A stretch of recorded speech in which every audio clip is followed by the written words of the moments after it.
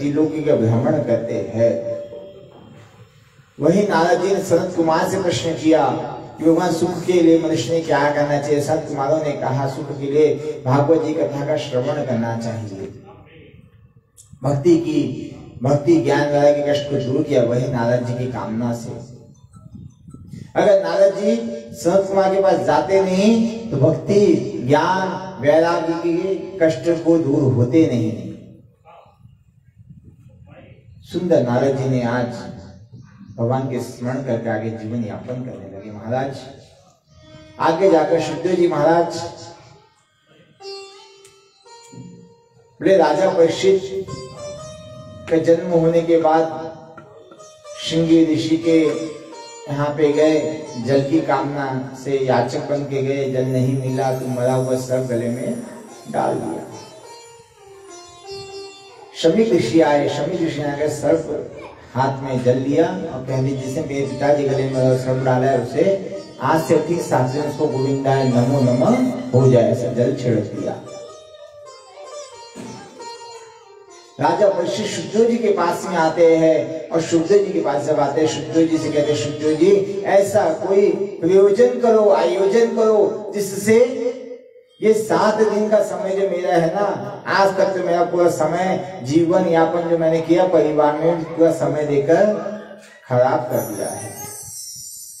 अब ये 7 दिन में मेरे यहाँ से अच्छा कर्म करवा दीजिए। बोले आज से ठीक 7वें दर्शन नाम का सर्प आए। बोले जानकारी है प्रभु, कहा गया पुनरपि जननम पुनरपि मरणम पुनरपि जननी जठरे शयानम। जन्म मरण हमारा होता है, होते रहेगा। ये जो आप कर्म करा रहे हो ना जुगल भाई साहब, भागवत जी आपके जो श्रवण कर रहे हो ना, इस जन्म में नहीं इसके पहले भी कई जन्मों में ठाकुर जी का आशीर्वाद से आपके ने करा चुके हैं और उसके बाद भी ठाकुर जी के आशीर्वाद से कई बार और करा चुकेंगे, कराएंगे। क्योंकि हर एक व्यक्ति के भाग्य में कुछ ना कुछ लिखा होता है।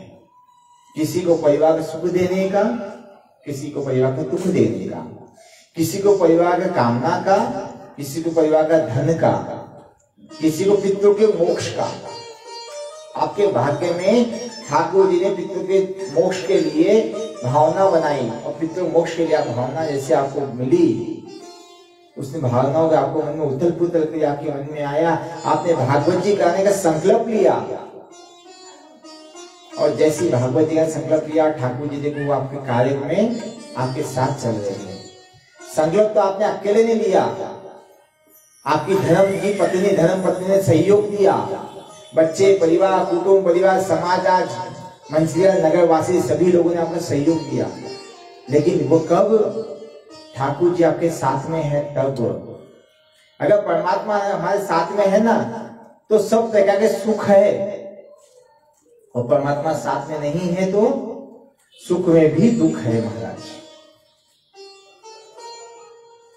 मां कुंती भगवान से कृष्ण पूछते हैं मां कुंती आपको क्या चाहिए। कुंती क्या बोलती है, सुख नहीं चाहिए दुख चाहिए।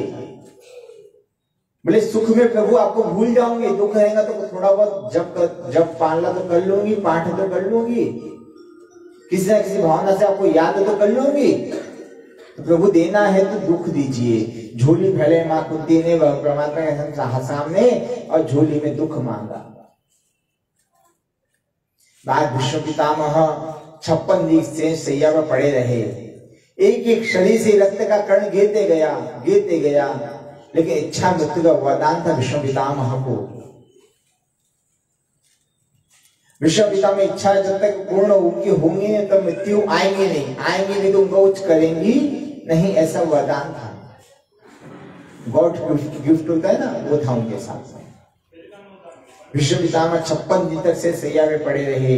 56वां दिन प्रारंभ हुआ। जैसे ही प्रारंभ हुआ भीष्म पितामह प्रभु का स्मरण किया, नारायण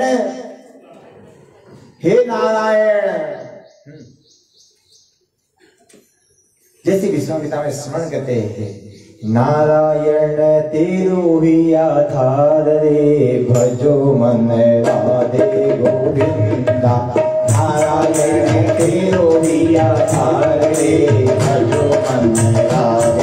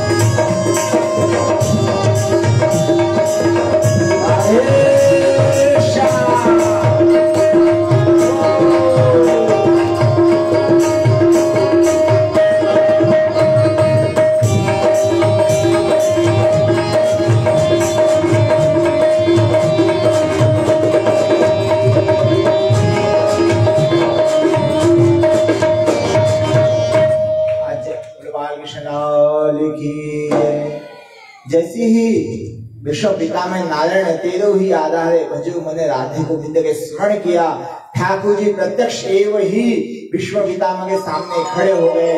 बोले कि ये प्रभु क्या इच्छा है आपकी, क्या अंतिम इच्छा है? बोले बस कुछ नहीं प्रभु, मैं अपनी बेटी का कन्यादान आपके साथ करना चाहता हूं। बोले आपकी बेटी कहां से आ गई? बेटी आपने तो विवाह भी नहीं किया, बेटी कहां से आ गई? बोली मति रूपी बुद्धि रूपी बेटी है ना, मेरे बुद्धि में बैठी मति नाम की कन्या है। मैं इसको आपको समर्पण जब तक नहीं कर दूंगा तब तक मेरी इच्छा नहीं कि मृत्यु रूप में मैं चले जाऊंगा। आज विश्व पितामह ने मति रूपी बुद्धि रूपी कन्या का कन्यादान स्वयंवर भगवान नारायण के साथ में किया। भगवान नारायण को अपना मति बुद्धि नारायण को सुपुर्द कर दिया। बोले भगवान तू जाने तेरा काम जाने। सुंदर रूप से जीवन भर सत्कर्म नहीं करा, कोई बात नहीं, लेकिन अंत समय अपना सुधारने के लिए प्रभु का स्मरण कर लिया। वह सबसे अच्छी कार्य किया विष्णु पितामह ने। चाहते थे तो कौरव पांडव युद्ध नहीं होता था, चाहते तो कुंती चाहते थे तो किसी प्रकार की उनके राज्य में नाना प्रकार की जो कष्ट होते थे ना वह नहीं होते थे। लेकिन विष्णु पितामह जो है हर जगह अपनी आंखें बंद कर लेते थे, देखे से दिखाई नहीं देते, सुनने सुनाई नहीं देते। इसी स्थिति परिस्थिति खड़े हो जाती है विष्णु पितामह के स्वभाव में, बुद्धि में। अब विष्णु पितामह ने अपनी बुद्धि रूपी कन्या बेटी का कन्यादान ठाकुर जी के साथ में कर दिया। आगे सर जाकर सुनकर सुखदेव जी महाराज राजा परीक्षित से कहते परीक्षित अब आगे आपको क्या सुनना है बताइए। बोले कुछ नहीं, प्रभु की कथा का श्रवण करना है मुझे। प्रभु की कथा परीक्षित जी बोलते हैं प्रभु की कथा मुझे विस्तार से सुनाइए, मेरी प्रभु की कुछ कथा सुनने की बहुत इच्छा हो रही है।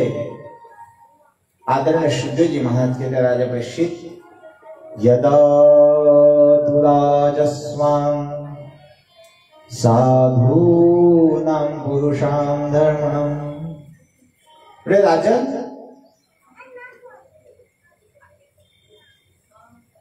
बोले पांडव के साथ जो कौरव अन्याय कर रहे थे, पांडव लोगों ने सोचा कौरव को की रक्षा गृह में जलाने का षड्यंत्र किया जा रहा था। उस समय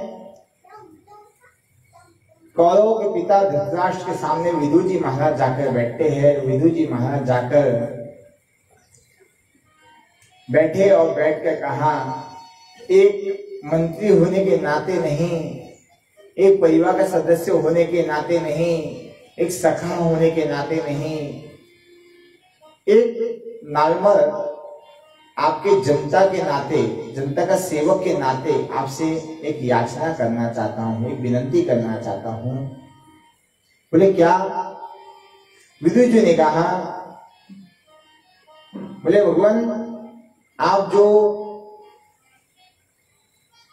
पांडव के साथ अन्याय कर रहे हैं, कौरव पांडव को युद्ध कराने की सोच रहे हैं, रक्षा गृहों को जलाने का षड्यंत्र करने की अच्छी चीज नहीं है। अन्याय की बेल पर कभी भी अमृत का फल नहीं लगता। अन्याय की बेल हरी भरी नहीं होती, उसमें कांटे ही होते हैं। बोले भगवान पांडव कमजोर नहीं है, केवल तुम्हारा आदर करते हैं। पांडव को कमजोर नहीं है, 5 पांडव जो है ना कमजोर नहीं है, आपका आदर करते हैं। बोले शास्त्र में ऐसा लिखा है कि एक नगर को नष्ट कर देने से अगर पूरा देश राज्य सुरक्षित रह जाए तो उस नगर को नष्ट करना चाहिए। शास्त्रों में ऐसा लिखा है, उसका आपको दोष नहीं लगेगा। बोले गांव को नष्ट कर देने से पूरा प्रांत सुरक्षित रह जाए तो उस गांव को नष्ट कर दो, दोष नहीं लगेगा। एक घर को नष्ट कर देने से एक गांव अगर सुरक्षित रह जाए तो घर को नष्ट कर दो, दोष नहीं लगेगा। घर में किसी एक सदस्य को त्यागने से पूरा घर अगर सुरक्षित रह जाए तो उस व्यक्ति को सबसे पहले त्याग दो, आज जिससे आपका पूरा घर सुरक्षित रह जाए। ऐसा विचार मत करो प्रभु। जैसे ही विदुर जी ने धृतराष्ट्र से कहा और दुर्योधन आदि से जानकारी मिली, बोले भगवान देखो आपसे हम किसी प्रकार के पूछा-ताछी नहीं कर रहे, आप अपना मन की बात हमें नहीं बताए तो ही अच्छा है। आप जो करने के लिए आपको यहाँ उपस्थित किया गया है, मंत्री बनाया गया, वही काम पे ध्यान दो, अन्य काम पे ध्यान मत दो। विदुर ने जो बोला कि भगवान देखो अगर मैं आपकी सेना में आपके राज्य में मंत्री पद में अभी भी रहूंगा, आप जो आज के बाद जो बड़ा से बड़ा छोटे से छोटा पाप करोगे ना, उसका कहीं ना कहीं दोष मुझे भी लगेगा। तो विदुर जी ने क्या किया, अपना मंत्री पद का त्याग कर दिया। और जैसे मंत्री पद का त्याग किया महाराज, विदुर जी विद्वानी के पास में गए और विद्वानी के पास में जाकर विद्वानी से कहने लगे, विद्वानी हमें यह मंत्री पद का त्याग कर दिया है, अब यहाँ पे नहीं रह सकते, एक दिन, एक मिनट, एक सेकंड। जहां हमारी बात का ही सुनने का कोई अधिकारी नहीं है, वहां हम रह के क्या करेंगे। आज विदुर जी महाराज मंत्री पद का त्याग कर दिया, धृतराष्ट्र की सभा से बाहर आए और बाहर आकर जंगल में गया, जंगल में पर्णकुटी बनाई और पर्णकुटी में विद्वानों के साथ में रहने लगे। जब विद्वानों के साथ में रहने लगे महाराज, अपना जीवन यापन करने लगे। एक दिन नगर में गए, नगर में जाके कुछ लोगों के मुख के द्वारा सुना कि भगवान द्वारिकाधीश शांति दूत बनकर आ रहे हैं। और जैसे ही महाराज कब आ रहे हैं, बोले कल या परसों आ रहे हैं। बोले पक्का जानकारी है क्या? बोले हाँ पक्का जानकारी, कल ही आ रहे हैं, परसों भी नहीं कल ही आ रहे हैं। आज विदुर जी महाविद्वानी के पास जाके कहते हैं मेरे द्वारिकाधीश आ रहे हैं शांति दूत बनकर, लेकिन हम तो वहां पे उनका स्वागत नहीं कर सकते। बोले क्यों? विद्वानी बोलती क्यों? वो तो आपको काका जी कहते हैं, आप कहते हो ना काका जी कहते हैं द्वारिकाधीश। बोले हाँ बिल्कुल कहते हैं। अरे भैया महाराज बड़ा दोस्त महाराज, जैसी ही विद्वानी ने इस प्रकार बात कही, आप काका जी कहते हैं, आपको आपका अधिकार है, जाकर उनका स्वागत करना चाहिए। बोले नहीं मैं अभी अधिकारी नहीं हूं, लेकिन हो सकेगा ना तो आपसे आपका उनको दर्शन करवा दूंगा। आप मेरे साथ चलना, अपन चलकर प्रभु का दर्शन कर लेंगे, द्वारिकाधीश का दर्शन कर लेंगे। आज विदुर जी मंत्री पद का त्याग कर विदुर विद्वानी से बात कही, बात कहकर जैसे ही संदेशा मिला, संदेशा मिलने के बाद में रात भर नींद नहीं है, बेचैनी होती रही। सुबह का समय हुआ, स्नान आदि सत्कर्म किया, संध्या वंदन किया और संध्या वंदन कर कर नगर में निकल पड़े द्वारिकाधीश के दर्शन के लिए। आज द्वारिकाधीश का आगमन हो रहा है। धृतराष्ट्र, दुर्योधन आदि भगवान का सत्कार कर रहे हैं। बहुत सारे लोग, अनेक लाखों लोग भगवान के दर्शन के चले आ रहे हैं, चले आ रहे हैं, चले आ रहे हैं। विद्वानी बोलती प्रभु आप तो कहते थे द्वारिकाधीश का दर्शन करने जाना है, ये लाखों लोग में हम प्रभु का दर्शन कैसे करेंगे? बोले मेरे प्रभु इतने सुंदर स्वभाव के हैं ना, इतने सुंदर उनके नयन है ना, जहां हम नहीं देख सकते वहां भी प्रभु देख लेते हैं। जहां हमारी सोच नहीं जाते वहां ठाकुर जी स्वयं चले जाते हैं। जैसे ही विद्वानी ने कहा, बोले देखो देखो द्वारिकाधीश दिखाई दे रहे हैं। बोले बड़ा सा सिंहासन लगा हुआ है, बहुत बड़ा स्टेज बना, स्टेज पे सिंहासन लगा हुआ है, वहां द्वारिकाधीश का सम्मान हो रहा है। और जैसे द्वारिकाधीश का सम्मान हुआ महाराज, ठाकुर जी का सम्मान हुआ। वैसे ही विदुर विद्राणी कोंटे में खड़े, भीड़ दुबुक के खड़े, महाराज लाखों नर नारियां खड़े हैं, सब जय घोष कर रहे हैं। बोले हम तो कुछ बोलेंगे भी ना तो कुछ सुनाई नहीं देगा। आज विदुर विद्वाणी प्रभु का स्मरण कर रहे हैं। कृष्णाय वासुदेवाय हरे परमात्मने प्रणत क्लेश नाशाय गोविंदाय नमो नमः। हे भगवान कृष्ण, हमारे मन के क्लेश को हर लो, दूर कर लो गोविंद। और क्लेश यही है कि आपका एक बार दर्शन करना है, आपसे एक बार भेंट देना, ये क्लेश है, बाकी कोई क्लेश नहीं है। देखो भाव सिर्फ आपके दर्शन करना, यही क्लेश मन में है, इसको दूर करो। मैं माने परमात्मा, परमात्मा कहीं नहीं है, आपके अंदर में, आपके स्वभाव में, आपकी बुद्धि में, आपके साथ विराजित है, आपके शरीर में विराजित है। सिर्फ आप उसका दर्शन कब करोगे? जब मैं पना छोड़ त्यागोगे, तब उसका दर्शन कर पाओगे। आज विदुर विद्राणी ने भक्ति करा भगवान की, और मंत्र का जप कर रहे हैं कृष्णाय वासुदेवाय। जैसे कृष्णाय वासुदेवाय भगवान को हिचकी आने लग गई, बोले कौन मुझे याद कर रहा है? धृतराष्ट्र से कहा, धृतराष्ट्र आप मुझे याद करें? बोले मैं क्यों याद करूंगा, आप तो मेरे सामने खड़े प्रभु। मैं चाहूं इतना दर्शन कर लूं, चाहूं 1 माला 2 माला 5 माला 10 माला आपको पहना दूं, सोना चांदी से आभूषण अलंकार पहना दूं, मैं आपको कोई याद करूंगा? अच्छा। जैसे ही भगवान ने देखा विदुर और विद्राणी काका काकी परमात्मा को दिखाई दिए, और जैसे विदुर विद्राणी दिखाई दिए, दोनों के नयन एक दूसरे से मिल गए। और जैसे नयन मिले, बोले महाराज उस स्थान पर जब विदुर विद्राणी ने देखा कि जब लाला ही क्या कह रहे हैं, आज सुंदर रूप से दुर्योधन जी महाराज आते हैं। बोले महाराज दुर्योधन जी महाराज ने प्रभु को दुपट्टा उड़ाया।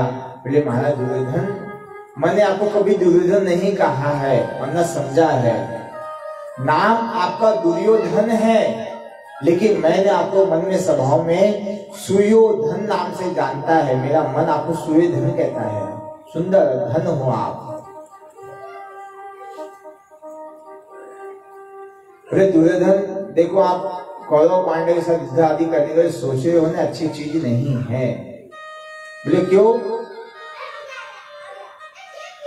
बोले पांडव तुम्हारे भाई है ना? बोले हाँ जी। तुम्हारे काका के खास बेटे है ना? बोले हाँ जी। बोले तुम्हारे भाई हुए ना? बोले हाँ जी। बोले आधा राज्य के अधिकारी हुए ना? बोले ना जी। बोले काका के बेटे भी है, भाई भी है, सगे भी है, संबंधी भी है, और काका के बेटे भी है, सब कुछ आपके परिवार के है, तो आधे राज्य के अधिकारी क्यों नहीं है? बोले अधिकार तो उनका है आधा राज्य पे। बोले आधा राज्य क्या, एक राज्य भी, एक घर भी उनका यहाँ पे नहीं है। बोले महाराज अगर पांडव को हमारे साथ हमारा आधा राज्य चाहिए तो उनको हमारे साथ युद्ध करना पड़ेगा। युद्ध करे बिना हम उनको एक राज्य, एक घर भी नहीं देंगे। सुचकम नैव दास्यामि बिना युद्धेन केशवम। महाराज जैसे ही कहा, भगवान तड़ कर खड़े हो गए, सिंहासन पे खड़े हो गए। बोले देखो काका के बेटे हैं, शांति से काम करोगे ना तो शांति से हर कार्य हो सकता है, अशांति से कोई कार्य नहीं हो सकता है। आप जब युद्ध करने का सोच रहे हो ना, उससे लाखों नर नारी विधवा हो जाएंगे, लाखों नारियां माताएं विधवा हो जाएंगी, बच्चे अनाथ हो जाएंगे, अच्छी बात नहीं है ये सब छोड़ दो राधे। बोले नहीं। बोले यार प्रभु आप वो सब बातें छोड़ दो, और मैं माता जी ने आपके लिए 56 भोग बनाए हैं, उसका भोग पान करो, भोग लगा लो। प्रभु ने बोला मैं भोग नहीं लूंगा। बोले क्यों नहीं लोगे? बोले मेरे घर पर मेरे राज्य में, मेरे परिवार में जब मैं था ना, उसी समय विदुर काका जी का न्योता आया था। उन्होंने कहा कि जब भी आप आओगे तो सबसे पहले मेरे घर पे ही भोजन करूंगी। बोले विदुर काका जी जो आपके थे ना, हमने उनको अपने राज्य से बाहर निकाल दिया है। बोले आपने राज्य से बाहर निकाला है ना, मेरे मन से बाहर नहीं निकाला है न, उन्होंने अपने मन से मुझे बाहर निकाला है। जैसे विदुर काका जी ने इस वचन को श्रवण किया, विदुर विद्राणी जी महाराज आज चल पड़े अपने आश्रम की ओर, पर्णकुटी की ओर। विद्राणी से कहते विदुर जी महाराज, हे विद्राणी, आप गोबर का चौका लगा दो, गोबर का चौका लगा दो और सूर्य स्नान आदि करो। मैं बाजार से, मार्केट से 56 भोग लाता हूँ। द्वारिकाधीश को हमने बुलाया तो नहीं था, लेकिन द्वारिकाधीश ने सबके सामने कह दिया है कि मैं भोजन करूंगा तो वही करूंगा, तो हमारा काम है, लाला आएंगे तो भोजन कराना है। जैसे ही कहा महाराज, आज द्वारिकाधीश के लिए काका विदुर काका जी 56 भोग की सामग्री लेने जाते हैं। विद्राणी जी गोबर का चौका लगाती है, सुंदर भोजन प्रसादी बनाने की व्यवस्था करती है। देखते हैं आटे के डब्बे में आटा है क्या, तो बोले नहीं है। दाल के डब्बे में दाल है क्या, बोले एक दाना भी नहीं है। चावल के डब्बे की बात ही छोड़ दो महाराज। आज विद्राणी की आंखों से आंसू निकल रहे हैं, भगवान को याद कर लिए है और याद करते करते गोबर का चौका आदि लगाया। स्नान आदि करने के लिए जैसी ही गई महाराज, वैसे ही दरवाजा उनका खटखटाया, काकी, ओ काकी। जैसे काकी काकी का क्या आवाज आई, बोले यह आवाज तो सुनी सुनी सी लगती है, किसकी है आवाज। और जैसी आवाज सुनी सुनी सी लगती, काकी को सब सुध बुध भूल गई। काकी जिस अवस्था में थी उसी अवस्था से द्वार पे आ गई और द्वार पे आकर भगवान द्वारिकाधीश का दर्शन किया। बोले द्वारकाधीश भगवान की जय। आजी फेरी आई बिगड़े घर पावना, आजी फेरी आई, आजी फेरी आई बिगड़े घर पावना, आजी फेरी आई।